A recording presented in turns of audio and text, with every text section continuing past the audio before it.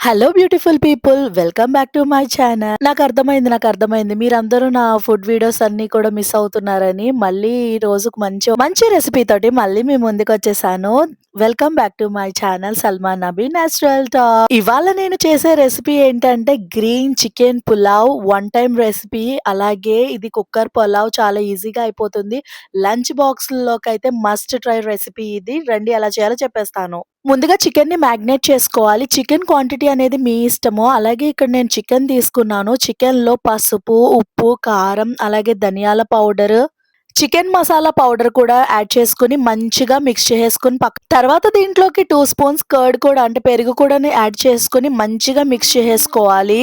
ఇది రైస్ ప్రిపరేషన్‌కి ముందే ఇలా మ్యాగ్నేట్ చేసేసుకొని చికెన్ పక్కన పెట్టేసుకుంటే చికెన్ అనేది మంచిగా జ్యూసీగా అవుతుంది పులావ్‌లో. చికెన్‌ని మ్యాగ్నేట్ చేసేసి ఒక 10 మినిట్స్ అలా పక్కన పెట్టేసుకోండి. తర్వాత ఒక కోకోనట్ తీసుకోండి, కొబ్బరికాయ పగలగొట్టి ముక్కల కింద చేసుకోండి.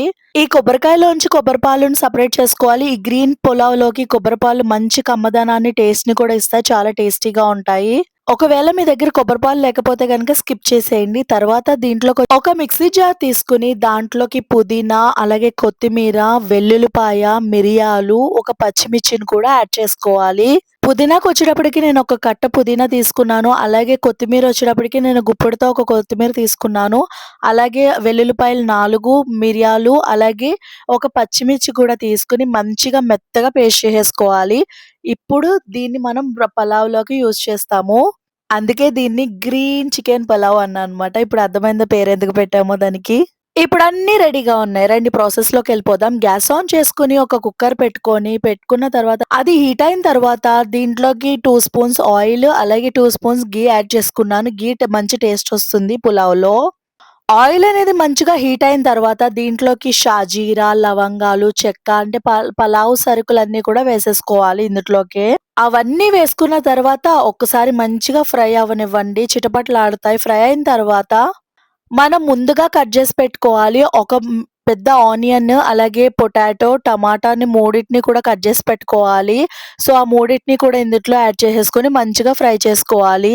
ఒకవేళ ఈ వీడియో మా ఆయన చూస్తే బిర్యానీ మే టమాటర్ కోన్ దాల్తే అంటాడు. ఇదొకటే డైలాగ్ అంటాడు. కాపోతే ఇది బిర్యానీ కాదు, పులావ్ కాబట్టి టమాటా వేస్తున్నాను. అవి మంచిగా ఫ్రై అయిపోయిన తర్వాత 2 స్పూన్స్ అల్లం వెల్లుల్లిపాయ పేస్ట్ కూడా యాడ్ చేసుకొని పచ్చివాసన పోయేంత వరకు మంచిగా ఫ్రై చేసుకోండి.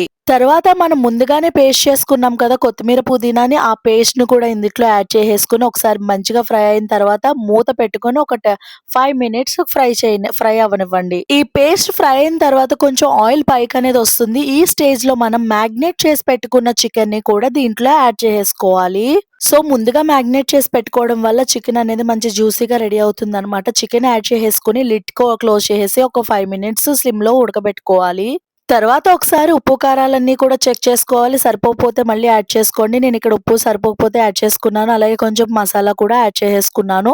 యాడ్ చేసుకున్న తర్వాత మంచిగా ఫ్రై చేసేసుకోవాలి. ఫ్రై అయిపోయిన తర్వాత నేను ఇక్కడ 2 గ్లాసెస్ ఆఫ్ రైస్ తీసుకున్నాను. ఏ రైస్ అంటే సోనా రైస్ అంటాం కదా! సన్న బియ్యం తీసుకున్నాను. సో, నా కొలత ఏంటంటే గ్లాస్‌కి గ్లాసున్నర తీసుకుంటాను. నేను ఈ గ్లాస్ తోటే రైస్ తీసుకున్నాను కాబట్టి ఈ గ్లాస్ తోటే గ్లాసున్నర అంటే కొబ్బరి పాలు రెడీగా పెట్టుకున్నాం కదా! ఆ కొబ్బరి పాలని 1కి 1:30 వేసుకున్నాను.